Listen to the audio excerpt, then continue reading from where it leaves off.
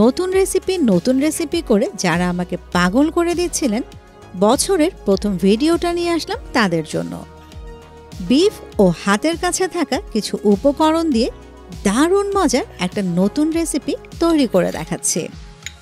বিদেশিরা এটা একটু অন্যভাবে তৈরি করে, আমি করছি এমনভাবে যেন সবাই খুব সহজেই ঘরে তৈরি করতে পারে। কি দিয়ে খাবেন সেটা ভিডিওর শেষে বলছি। বিফটা আমি রান্না করছি কয়েকটা উপকরণ দিয়ে, তার মধ্যে একটা হচ্ছে ক্যাপসিকাম। আমি এখানে দু রঙের ক্যাপসিকাম ব্যবহার করছি, সবুজ এবং লাল। আপনারা চাইলে এক রঙের ক্যাপসিকাম দিয়েও করতে পারেন, তবে কালারফুল ক্যাপসিকাম দিলে পরিবেশনের পর দেখতে খুব ভালো লাগে। ক্যাপসিকামের পরিমাণ বলছি না, বেশি দিলে খেতে বেশি ভালো লাগবে। দেখতে পাচ্ছেন ক্যাপসিকামগুলোকে আমি লম্বা লম্বা করে মানে জুলিয়ান কাট করে কেটে নিচ্ছি।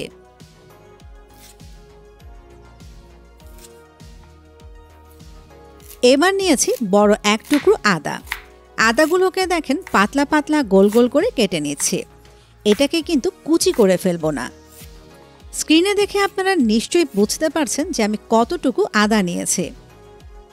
ভালো কথা, এটা কিন্তু একদম দেশি আদা, থাই, চাইনিজ বা বিশেষ কোনো আদা না। কাটার পরে দেখেন ঠিক এরকম হবে। এরপর লাগছে রসুন। আমি ৬-৭ কোয়া রসুন নিয়েছি। রসুনগুলোকে দেখেন কুচি করে নিচ্ছি।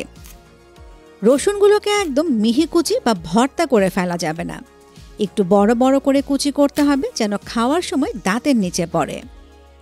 সুবিধার জন্য আমি চপিং বোর্ডে চাকু দিয়ে করে নিচ্ছি, আপনারা আপনাদের সুবিধা মতো যে কোনো কিছু দিয়ে কেটে নিতে পারেন। এবার নিচ্ছি পেঁয়াজ।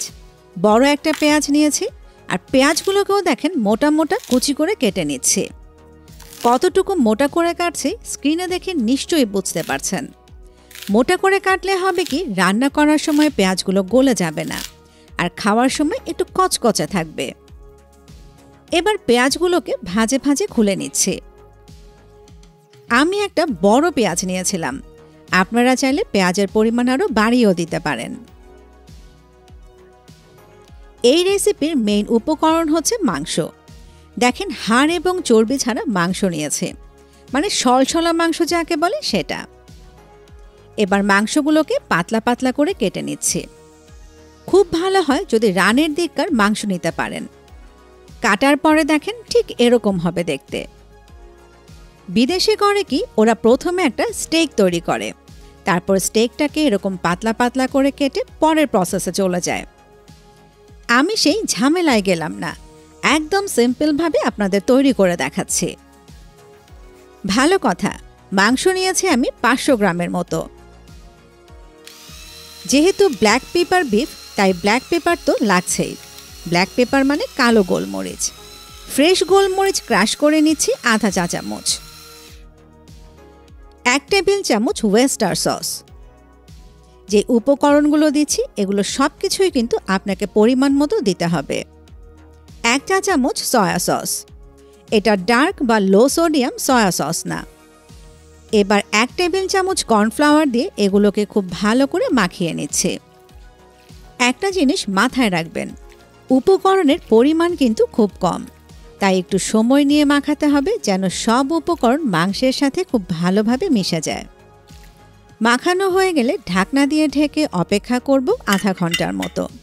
ফ্রিজে বা বিশেষ কোনো জায়গায় রাখার কোনো দরকার নেই। এবার একটা সস তৈরি করছে। 1 টেবিল চামচ ওয়েস্টার সস, 2 টেবিল চামচ সাদা ভিনেগার বা সিরকা যেটাকে বলি আমরা, 1 টেবিল চামচ কর্নফ্লাওয়ার। এবার হাফ কাপ নর্মাল পানি দিয়ে খুব ভালো করে মিক্স করে নেব। এমনভাবে মিক্স করতে হবে যেন কোনো লাম্পস না থাকে। মিক্স করা হয়ে গেলে রান্নায় চলে যাচ্ছে। রান্নাটা করব আমি বাটার দিয়ে।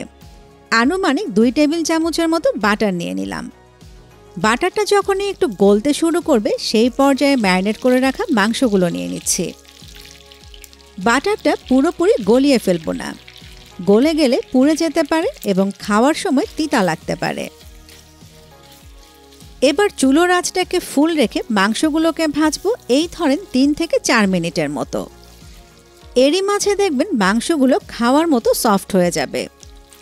যেহেতু মাংসগুলো পাতলা করে কেটেছিলাম, আবার কিছুক্ষণ ম্যারিনেট করে রেখেছিলাম, তাই সফট হতে খুব একটা বেশি সময় লাগবে না। দেখতেই পাচ্ছেন নাড়াচাড়া বন্ধ করা যাবে না। নাড়াচাড়া বন্ধ করলে রান্নাটা সমানভাবে হবে না। আগেই বলেছিলাম চুলোর আঁচটাকে ফুল রাখতে হবে। আমরা যদি লো বা মিডিয়াম আঁচে রান্না করি তাহলে মাংস থেকে পানি বের হবে আর মাংসের মধ্যে ঝলসানো টেক্সচারটা আসবে না। তাই ফুল আঁচে মাংসগুলোকে রান্না করতে হবে। দেখতেই পাচ্ছেন মাংসগুলোর মধ্যে অলরেডি ঝলসানো একটা টেক্সচার চলে এসছে। এই পর্যায়ে চুলোর আঁচটাকে একদম লো করে দিয়ে মাংসের টুকরোগুলো তুলে নিচ্ছি।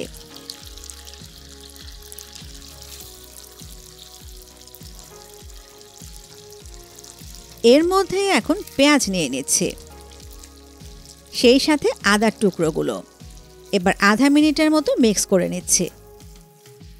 চুলোর আঁচটা এই পর্যায়ে ফুল করে দিতে হবে।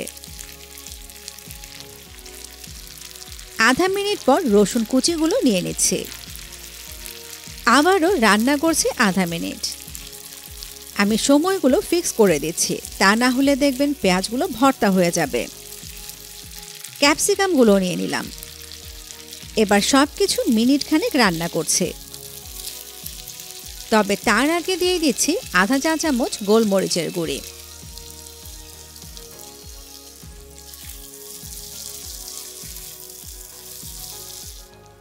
ভেজে রাখা মাংসগুলো দিয়ে দিলাম।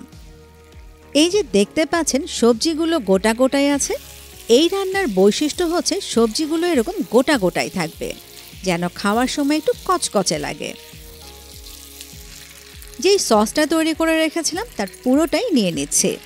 তবে সসটা দেওয়ার আগে অবশ্যই একটু বিট করে তারপরে দিতে হবে। অনেকেই প্রশ্ন করবেন, আপু পুরো রান্নাটাতে কোনো লবণ দিলেন না। আসলে এই রান্নাটায় যে সসগুলো ব্যবহার করেছে তার সবগুলোই লবণাক্ত। তারপরও এই পর্যায়ে আপনারা একটু চেখে দেখবেন। যদি লবণ প্রয়োজন মনে হয় তাহলে কিছুটা লবণ অ্যাড করে দেবেন। কালারটা দেখতে পাচ্ছেন কতটা গ্লেজ দিচ্ছে। রান্না হওয়ার পরপরই কিন্তু সার্ভিং ডিশে ঢেলে নিতে হবে, তা না হলে ক্যাপসিকামের কালারটা নষ্ট হয়ে যাবে। আপনারা চাইলে ফ্রাইড রাইস, নুডলস, পোলাও, খিচুড়ি সব কিছুর সাথে সার্ভ করতে পারেন। আবার ভিডিওর শুরুতে যে পরোটা দিয়ে রোল করে দেখালাম সেভাবেও তৈরি করে খেতে পারেন। কে কিভাবে খেলেন আমাকে কমেন্ট করে জানাবেন। সবাই ভালো থাকবেন। এতক্ষণ সময় দিয়ে সাথে থাকার জন্য সবাইকে অসংখ্য অসংখ্য ধন্যবাদ।